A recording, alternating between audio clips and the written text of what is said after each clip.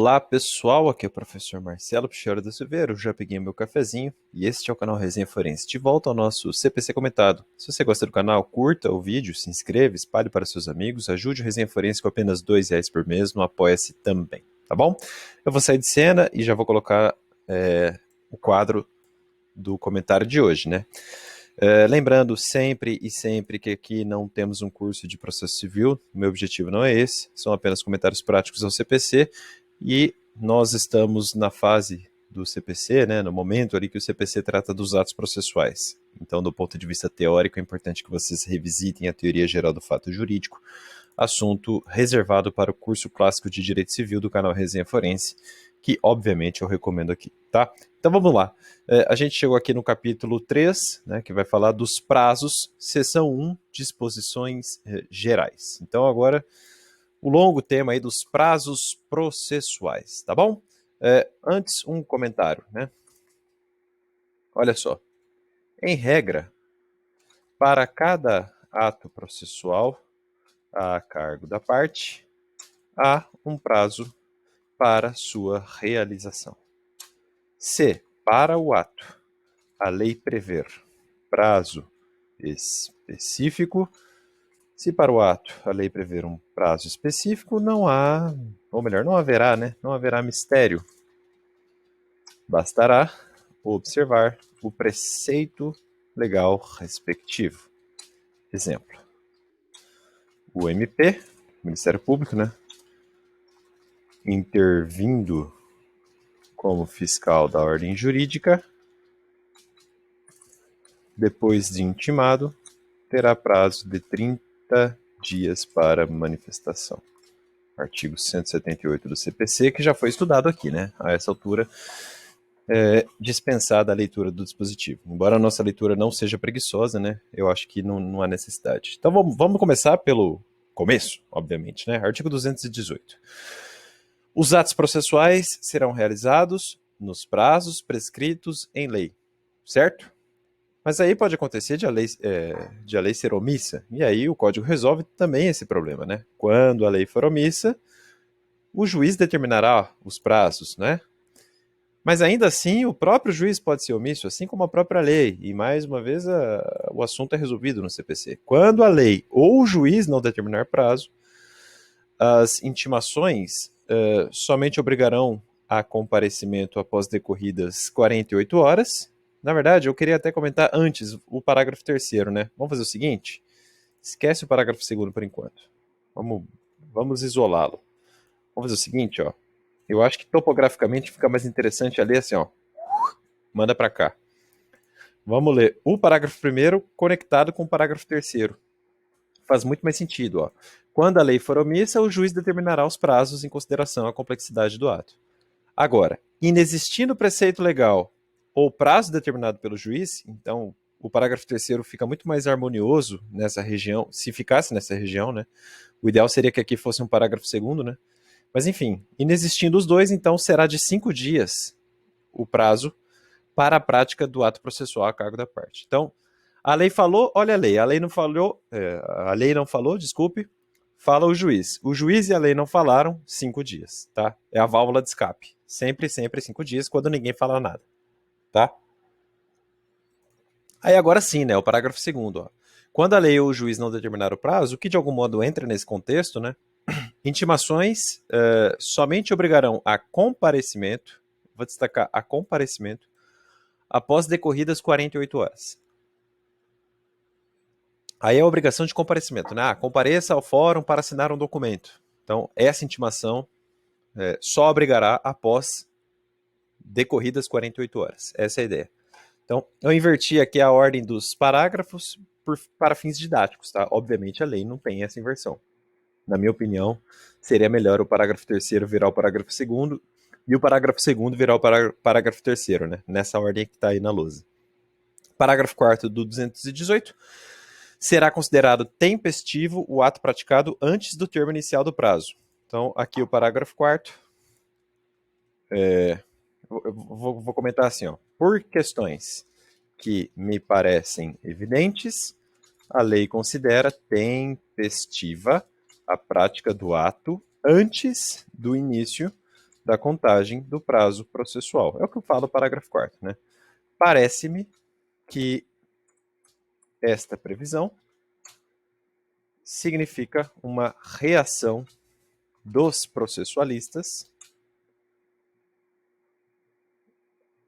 contra a assim chamada jurisprudência defensiva de outrora. Então, por exemplo, o STJ deixava de conhecer um recurso especial interposto antes da contagem do prazo para interposição do recurso especial. Uma tese completamente absurda, né? Não faz o menor sentido. E a lei teve que falar o óbvio aí. Porque pro STJ, às vezes, o óbvio não é tão óbvio, né? Muito bem. Como se contam prazos processuais, né? Pergunta didática. Pergunta didática. Como se contam prazos processuais? A resposta é dada pela lei. Artigo 219, caput. Na contagem de prazo em dias, estabelecido por lei ou pelo juiz, não importa, computar-se-ão somente os dias úteis. Então, o juiz falou um prazo, a lei falou um prazo, não importa, dias úteis somente. Então, obviamente, só segunda, terça, quarta, quinta e sexta, que não houver, quando não houver feriado também, claro. E o parágrafo único fala uma coisa também interessante, né? O disposto neste artigo aplica-se somente aos prazos processuais. Então, vamos comentar o parágrafo único aqui, que é importante. Ó. A contagem, vou colocar em caps lock, ó, processual, né? A contagem processual segue a regra dos dias úteis. Vamos colocar assim, a contagem de prazo processual segue a regra dos dias úteis. Tá? Cuidado. Cuidado aí com o parágrafo único, né? Prazos de direito material seguem a lógica própria do direito privado.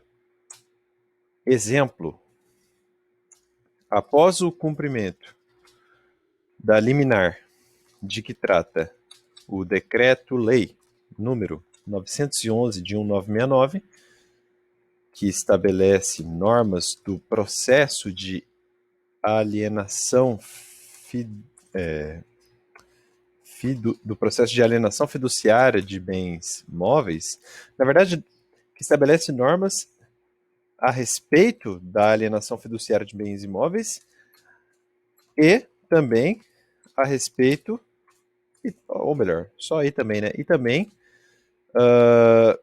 da liminar processual baseada em pura evidência.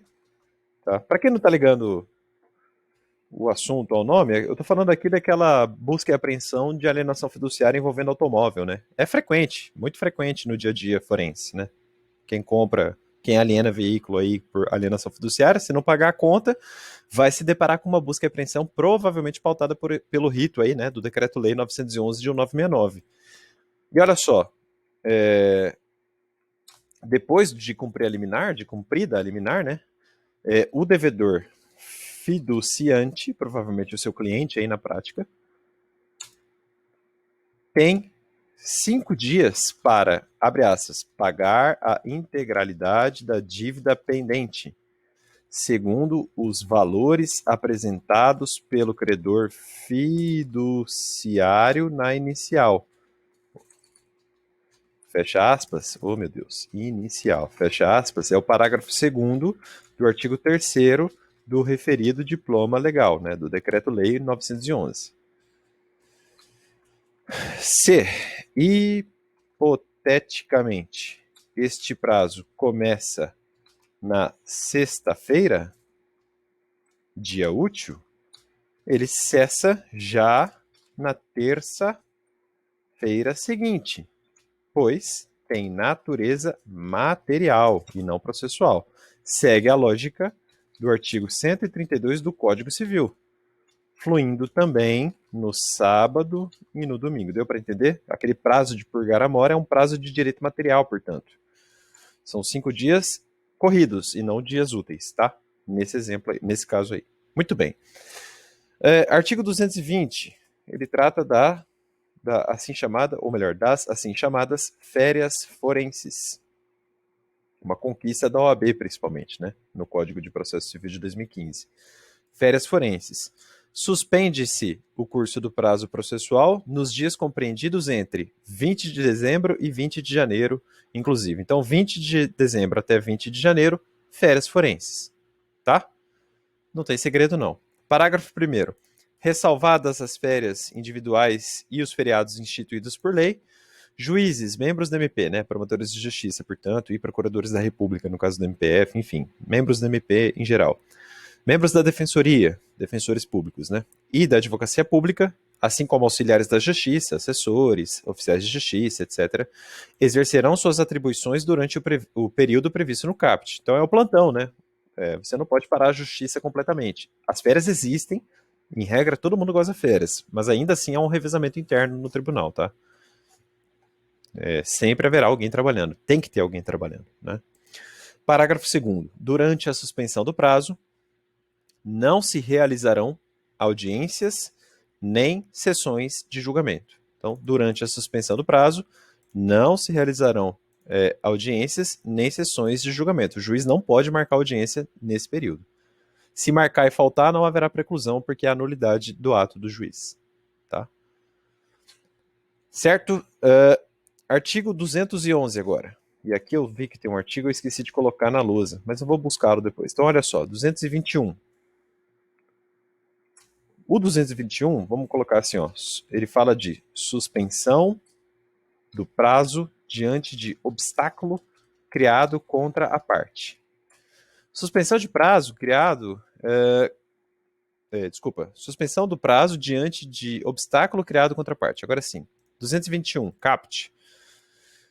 Suspende-se o curso do prazo por obstáculo criado em detrimento da parte ou ocorrendo qualquer das hipóteses do artigo 313, devendo o prazo ser restituído por tempo igual ao que faltava para a sua complementação. Então, vamos tentar fazer um jogo de cor aqui, ó. Suspende-se o curso do prazo por obstáculo criado em detrimento da parte ou ocorrendo qualquer das hipóteses do artigo 313, tá?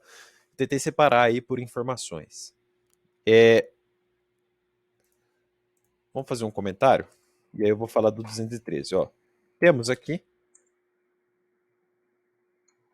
aqui ocorrência de fato bruto capaz de, no mundo ontológico, atrapalhar a parte. Como a relevância jurídico-processual nisto, o fato ingressa no mundo jurídico processual como fato jurídico stricto sensu. Exemplo,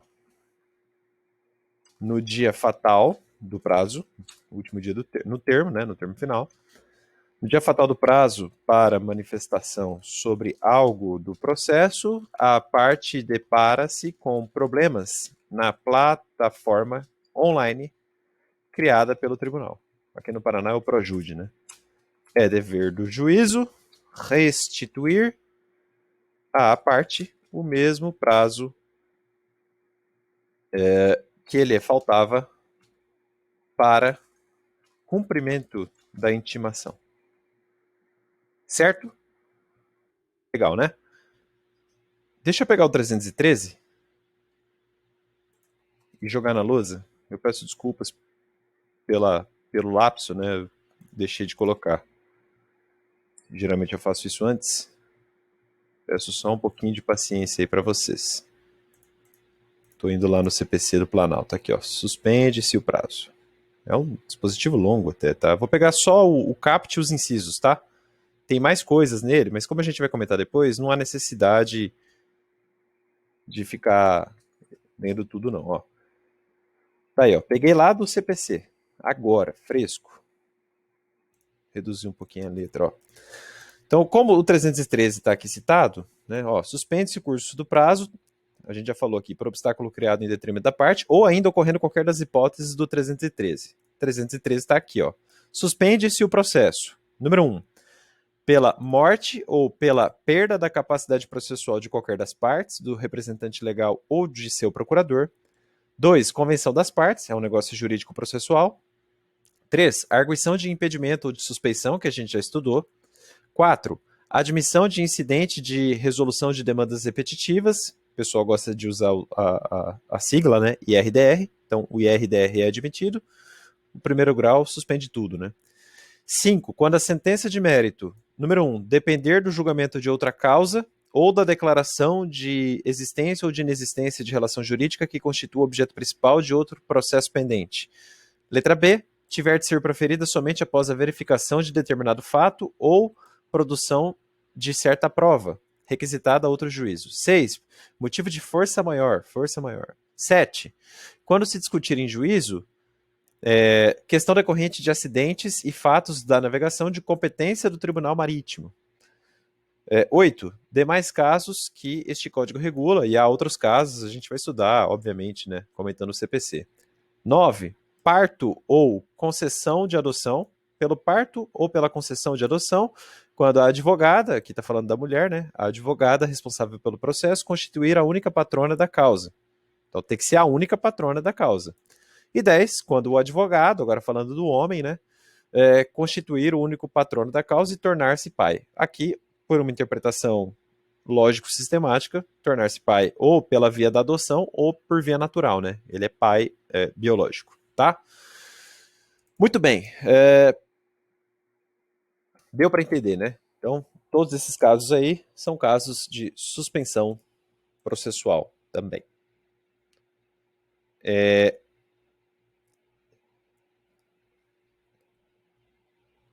Vamos dar um exemplo? Vamos lá, só para ficar mais claro. Exemplo, usando o 313, né? No dia fatal do prazo para manifestação sobre algo do processo, o advogado da parte falece. É o inciso 1 ali, né? Que a gente viu. Nessa situação, o juiz deve suspender o próprio andamento do processo e determinar que a parte constitua novo mandatário em 15 dias. São os parágrafos 1º e 3º do artigo 313 do CPC, claro. Quando o novo advogado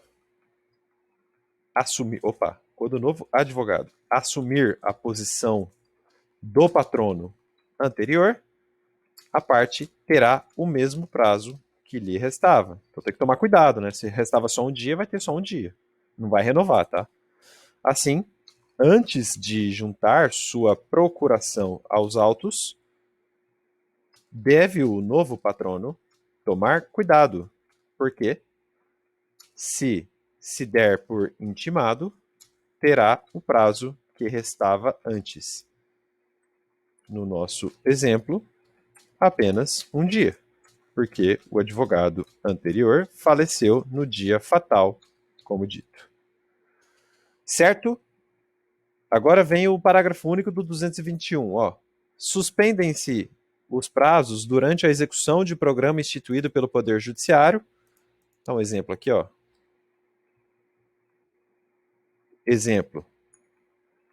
Metas do CNJ, né? Meta 1, meta 2, isso é bastante frequente. Para promover a autocomposição, incumbindo aos tribunais a especificar com antecedência a duração dos trabalhos. Tá? Bem tranquilo, né? Segue a lógica do 221. 222 agora. 222. Uma realidade do Brasil, né? Na comarca, seção ou subseção judiciária onde for difícil o transporte, o juiz poderá prorrogar os prazos por até 2 meses. Então, na comarca, seção ou subseção judiciária onde for difícil o transporte, o juiz pode prorrogar os prazos por até 2 meses. Isso aí está no CAPT. Lembrando que ao juiz é vedado reduzir prazos peremptórios sem anuência das partes. Só para constar. Vou colocar uma setinha aqui, ó. Crítica. O parágrafo primeiro está em péssima localização topográfica, tá? Seria melhor colocá-lo num artigo autônomo. O parágrafo primeiro não tem nada a ver com 222 caput, né? Que está falando de transporte difícil na comarca. Enfim, ele até fala de prorrogação de prazo, mas no contexto específico da dificuldade de transporte, né? Aí o parágrafo primeiro vem do nada e fala: o juiz é vedado reduzir prazos peremptórios sem anuência das partes. Isso aí cabia muito bem num dispositivo autônomo, num número de artigo específico. Aí volta o parágrafo segundo, ó. Havendo calamidade pública, o limite previsto no CAPT, aí tem a ver com o CAPT, né? Para a prorrogação de prazos, poderá ser excedido. Se houver, então, calamidade pública, esse limite de 2 meses pode ser excedido. Certo? Exemplo. Vamos dar um exemplo aqui, ó. Exemplo. Inundação que impeça o fluxo de veículos e, assim, o acesso ao fórum.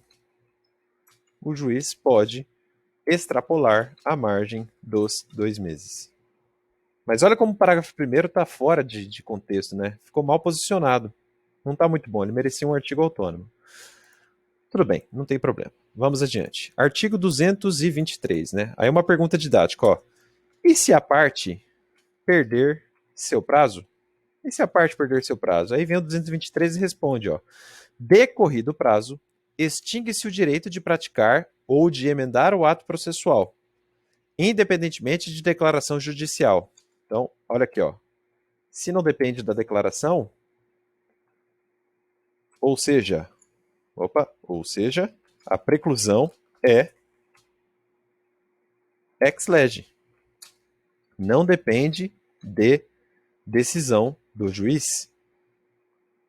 Caso haja decisão do juiz neste sentido, haverá mera declaração. A força constitutiva da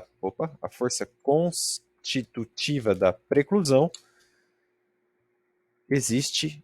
existirá, né, antes disso, antes da decisão do juiz. Tá? É mera declaração. Claro que a declaração pode ser equivocada, né? Aí o tribunal pode consertar por um agravo de instrumento, por exemplo. Vírgula, ficando assegurado, porém, a parte provar que não o realizou por justa causa. Algo que a gente já viu hoje, né? Ficando assegurado, porém, a parte provar que não o realizou por justa causa. Se o juiz aceitar a tese da justa causa, terá de permitir à parte a prática do ato no prazo que entender cabível. É justamente o que fala o parágrafo 2º, né? Antes, o código define o que é justa causa, né? Então, considera-se justa causa evento alheio à vontade da parte e que a impediu de praticar o ato por si ou por mandatário. E se o juiz verificar a mesma justa causa, permitirá à parte a prática do ato no prazo que lhe assinar. Desculpe. Falei errado. Tá?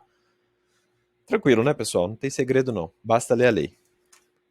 Agora, outra perguntinha didática aqui, ó. Pergunta: como se conta um prazo processual? Como se conta um prazo processual, né? Os advogados sabem isso, já estão carecas, né, de saber disso aí. Aliás, eu até fico envergonhado aqui com os colegas advogados, né, que são doutores nesse assunto. Eu vou arranhar aqui, tá? 224 caput, salvo disposição em contrário, então a lei pode prever o contrário, mas enfim, né? Os prazos serão contados excluindo o dia do começo, incluindo o dia do vencimento, tá? Regra de direito processual clássica aqui. Parágrafo 1º. Os dias do começo e do vencimento do prazo serão protraídos para o primeiro dia útil seguinte, se coincidirem com o dia em que o expediente forense for encerrado antes ou iniciado depois da hora normal, ou houver indisponibilidade de comunicação eletrônica. Eu vou destacar só isso aqui, ó, protraídos para o primeiro dia útil seguinte. Se tarari tarará, dá para entender, né?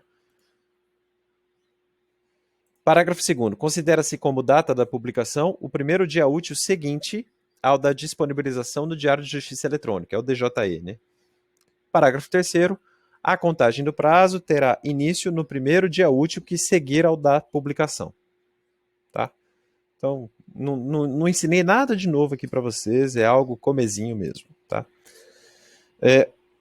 O 225 fala disso aqui, ó, possibilidade de renúncia de prazo. E ele fala aqui, ó, a parte poderá renunciar ao prazo estabelecido exclusivamente em seu favor, desde que o faça de maneira expressa. Então, olha aqui, ó. Não se admite presunção de renúncia do prazo. A renúncia deve ser expressa. O advogado tem que falar, eu renuncio o prazo, ou tem que clicar lá no processo eletrônico, né? Vou renunciar o prazo. Você não pode presumir renúncia do prazo. Não pode. Tem que esperar fluir, no mínimo, né? O 226 fala de prazos para o juízo. Né?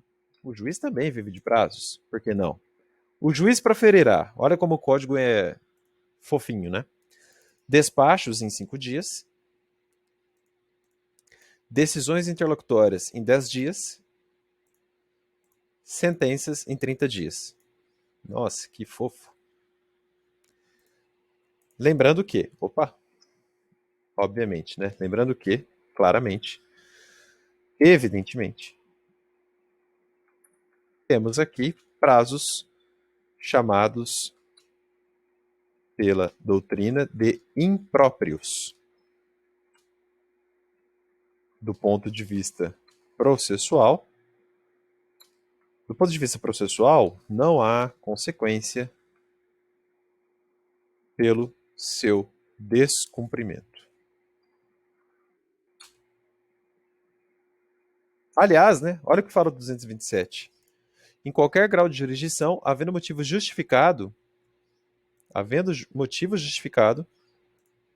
isso em qualquer grau de jurisdição, vale para o juiz de primeiro grau, vale para o desembargador, para o ministro, mas enfim, havendo motivo justificado, pode o juiz exceder por igual tempo os prazos a que está submetido. Eu digo mais, pode o juiz exceder por tempo que ele quiser, né? Por igual tempo, o caramba, né? Todo mundo sabe que não é assim. Ok, agora aqui o bicho pega aí para o pessoal que é servidor, né? Prazos impostos aos serventuários. Olha 228. Incumbirá ao serventuário remeter os autos conclusos no prazo de 1 dia e executar os atos processuais no prazo de 5 dias. Então, ele conclui em 1 dia e executa os atos processuais em 5 dias. Contado da data em que, número 1, houver concluído o ato processual anterior, se ele foi imposto pela lei.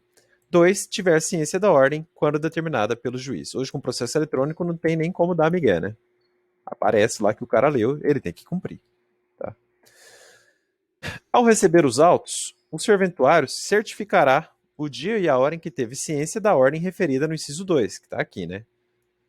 Então, nos autos físicos, é muito importante que ele certifique ali o momento em que ele teve ciência, porque é esse momento que vai ser o termo inicial da contagem do prazo, né? Obviamente, a gente conta com a honestidade do servidor. Não é? Parágrafo 2º. Nos processos em autos eletrônicos, a juntada de petições ou de manifestações, aqui ele fala de processo eletrônico, né? Mas enfim, a juntada de petições ou de manifestações em geral ocorrerá de forma automática, independentemente de ato de serventuário da Justiça. Então é mera chancela eletrônica, né? Aqui no Paraná, o próprio Projude faz isso. Aliás, o Projude é uma ferramenta muito boa, né? Muito transparente também. Essa é a vantagem, uma das vantagens, das inúmeras vantagens do processo eletrônico. Agora, pessoal, por uma razão didática, eu vou pular, tá? Para o 220, para o artigo 233, tá? Porque está dentro desse contexto do serventuário. Ele fala assim: incumbe ao juiz verificar se o serventuário excedeu, sem motivo legítimo, os prazos estabelecidos em lei. Então, quem fiscaliza o serventuário é o juiz. Isso é assunto para o próximo vídeo, tá? Mas já estou adiantando um pouquinho aqui.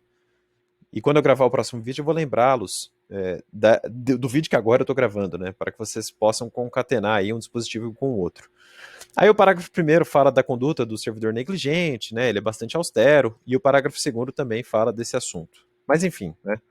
Voltando então do salto que eu dei aqui, por razão puramente didática, vamos ao 229. O 229 fala de prazos para litisconsortes com procuradores diferentes. E ele fala, os litisconsortes, que tiverem diferentes procuradores de escritórios de advocacia distintos, terão prazos em dobro, contados em dobro, para todas as suas manifestações em qualquer juiz ou tribunal, independentemente de requerimento. Então é efeito da lei, tá? Parágrafo 1º. Cessa a contagem do prazo em dobro se, havendo apenas 2 réus, é oferecida defesa por apenas um deles. Óbvio, né? Parágrafo 2º. Não se aplica o disposto no caput aos processos em autos eletrônicos. Tá? Um destaque que eu vou colocar aqui, ó. Tem que ser escritório de advocacia distinto. Tá? E, obviamente, tem que ser autos físicos. Se for eletrônico, não faz sentido o prazo em dobro. Tanto que a lei já afasta.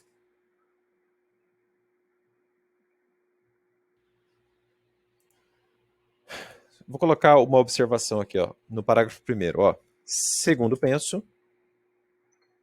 a contagem em dobro cessa, na verdade, quando apenas um réu contesta, ficando os demais, independentemente do número de demandados,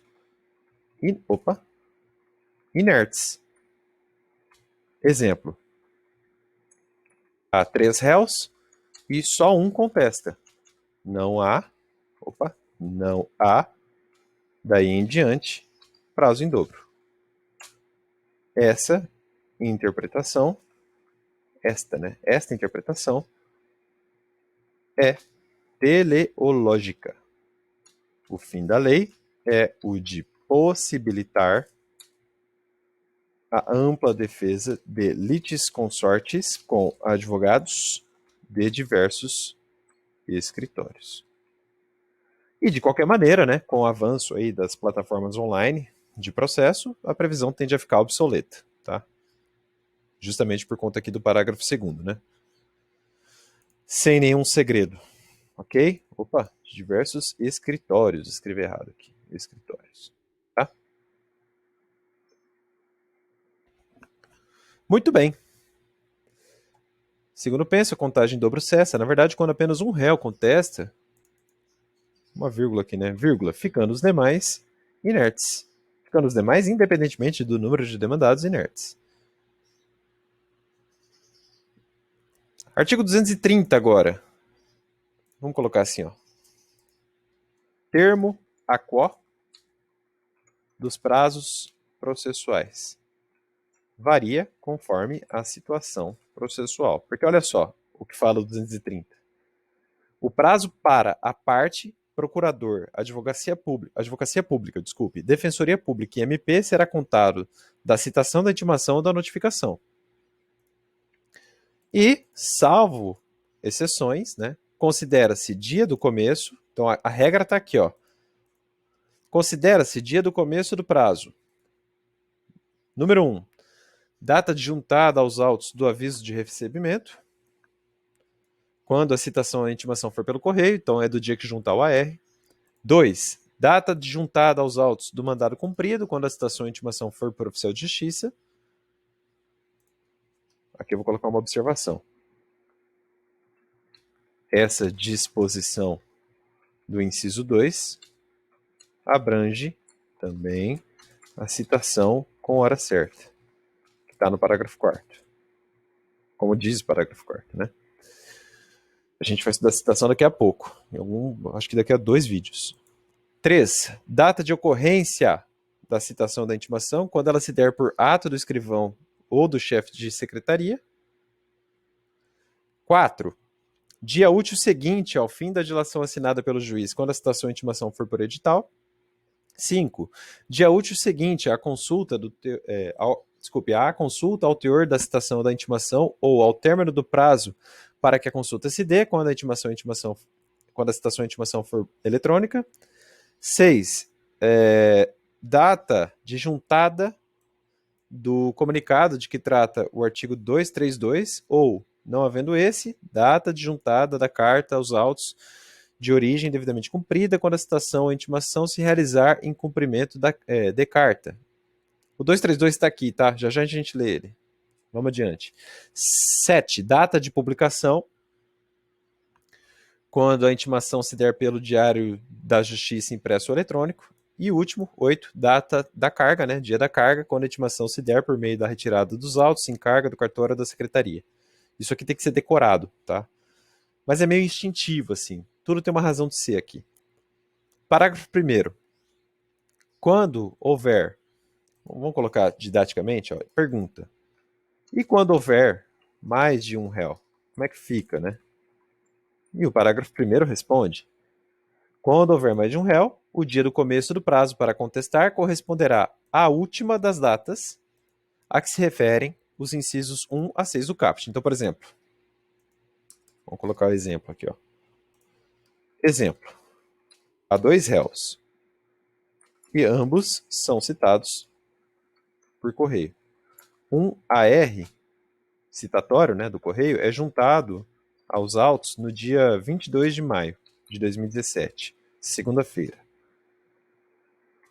Ponto vírgula. O outro no dia 26, que é uma sexta-feira, olhando o calendário aqui. Nessa situação,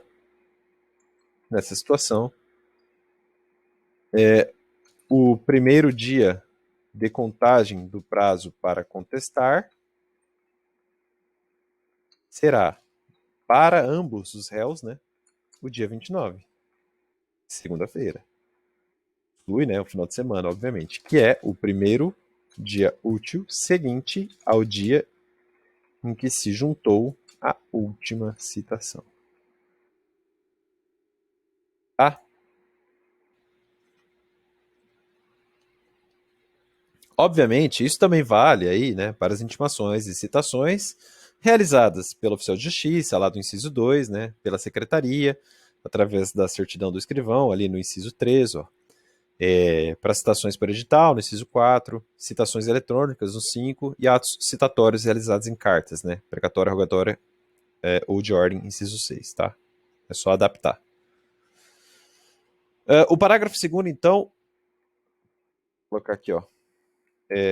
As regras acima não alcançam as intimações. Olha só. Havendo mais de um intimado, o prazo para cada um é contado individualmente. Tem que destacar tudo, né? Mas, ó, o grande destaque está aqui, ó. Contado individualmente. Tá? Então, isso aqui é de citação e isso aqui é de intimação, né? Parágrafo 3º, eu vou colocar assim, ó. Atos personalíssimos. Tem um acento ali. Atos personalíssimos do processo. Como assim atos personalíssimos? Aqueles que só uma parte pode produzir. Digo, só o fulano da Silva pode produzir. Não pode mandar procurador, né?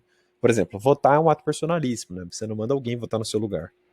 E olha só o que fala sobre isso o parágrafo 3º. Quando o ato tiver de ser praticado diretamente pela parte ou por quem, de qualquer forma, participe do processo, sem intermediação de representante judicial, por isso que eu coloquei, né, personalíssimos, o dia do começo do prazo para cumprimento da determinação judicial corresponderá à data em que se der a comunicação. Tá aqui o segredo, ó.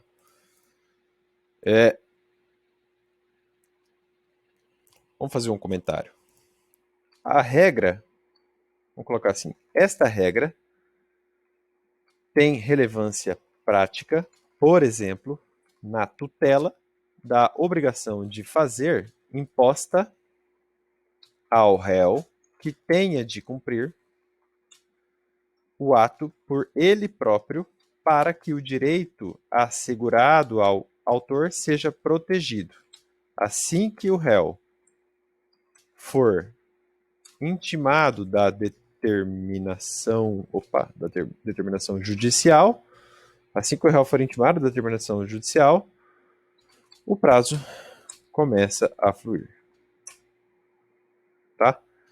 Imagine vocês uma tutela antecipatória, onde o juiz determina que o hospital tal forneça em até 5 dias, recursos necessários para a cirurgia do autor. Se o hospital for intimado no dia 1º, vai ter até o dia 5º para efetivar a tutela, né? Independentemente da juntada do auto de intimação aos autos. O prazo para a defesa começa a ser contado da juntada, né? Mas aí nós temos coisas diversas. A tutela obrigacional tem de ser observada a partir da comunicação. Aí eu tô falando da obrigação de fazer, tá?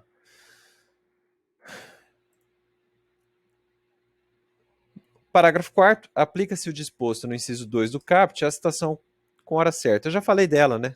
Tá aqui, ó. Vou até mudar de cor, ó. Falei dela aqui, ó. Quer ver? Aqui, ó. Tá aqui. Então, fica automaticamente comentado, né? Vamos então ao último, né? O 232, que eu falei que ia ler. Até deixei destacado aqui. Vamos colocar assim, ó. Atos de comunicação